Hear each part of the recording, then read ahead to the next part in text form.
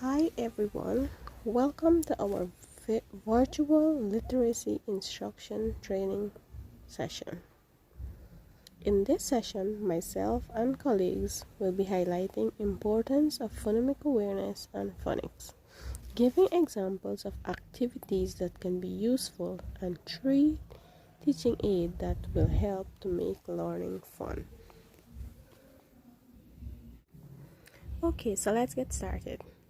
First of all, let us look at the importance of phonemic awareness and phonics. Importance of phonemic awareness and phonics to young learners. Children in the early stages of language development may sometimes have difficulty sequencing sounds. It is essential for the progression of reading that children are able to hear sounds and patterns used to make up words. It requires children to notice how letters represent sounds. Children who lack phonemic awareness skills do not understand what letter sounds represent. Sounds are abstract in nature, which makes it a hard concept for children to grasp. Phonemic awareness enables young readers to create another essential reading element, phonics. Phonics, the interaction between sounds and letters, build upon phonemic awareness. If a child understands a song verbally and can manipulate it, he is ready to put it into the printed word. 2 phonemic awareness activities that might be useful to young learners are clapping names, rhyming, matching game. Now we will be giving a brief description on using 3 teaching aids on 3 literacy components: writing abilities, vocabulary, and fluency. Okay, today I will be talking about how parents and teachers can help young learners develop their writing skills. Now, since teaching the fundamental of letters are a great way of making teaching effectively, I am going to show you an aid that I created to help learners develop their writing skills. Now, the name of my teaching aid is Clip It. So the first thing I'm going to teach my kids to do is to identify the sounds of the letters at the beginning sound. So I'm going to use the pupils or ask them randomly to come and put a clip to the picture that begins with the sounds I'm looking at. For example, my 8 have A and my 8 have B. Then I'm going to use back the same aid to teach them the formations because the letter is already there. So I will teach them to form the letters. So what I'm going to do, I'm going to create worksheets based on the aid for the 3 levels of learners. So I'm going to create a worksheet that I'm going to give group 1. I am going to let them color because before the children could be able to write, they would have to, their finger muscles then would have to be developed. So it will help them to develop their finger muscles.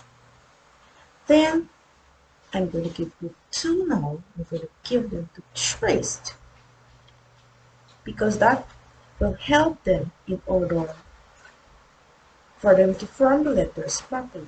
They are going to learn the correct formation they have. the letters, and then they will be able to write it. Number 3, I'm going to give them to write the letters. And after that, in my other lesson, I will teach them now to, to write even sentences. So I hope my little ear. One way in which we can develop a child vocabulary skill is by using a word building tile. This game is used as an aid to help develop the child vocabulary skill.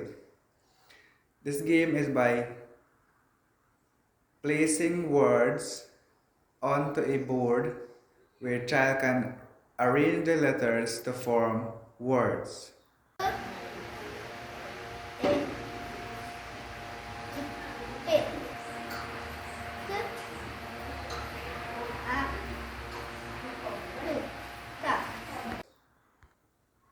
This here is a very educational game which help in the improving of the child vocabulary skill. Being exposed to this game and being able to arrange letters and form words, this will only improve the child memory skill. By developing the child memory skill, this will only help the child to remember words and letters, which will only help the child to be able to write better and write effectively. And by the child writing effectively, this will also help in improving their communication skills. So, I will be doing reading fluency. First of all, let us look at what is reading fluency. Reading fluency is the ability to read with speed, accuracy, and proper expression. Why is fluency important? Better fluency leads to greater understanding. Reading fluency anchor chart. Here I have a reading fluency anchor chart. This chart is like an anchor. It holds students' and teachers' thoughts, ideas, and processes in place. It can be displayed as reminders of prior knowledge, and it is built upon over multiple lessons. This serves as a guide for learners. So here I have an anchor chart, and it can be used for learner as well as teachers. Before we start reading, a teacher must place emphasis on this chart. This will help the learner to pay keen attention to the key elements of reading and will help them to bear in mind what they need to know about reading. So here we can use this to allow the children to say it out loud or quietly, and this is applied to the learner. So the learner must say, I pay close attention to accuracy. I don't eliminate words or word endings, affixes. I don't add words and that don't belong. I read with appropriate expression, meaning I don't sound like a robot. I read in my dramatic actor. Another key point is I read smoothly and use punctuations. This here, I look for commas, dialogue, and emotion. I look for bold or italics or words to be emphasized. Another point, I read with natural pace. I'm not in a speed reading competition. I sound like I'm having a natural conversation. And then the last point, I make sure I can always comprehend. I'm always checking for understanding. I read to learn.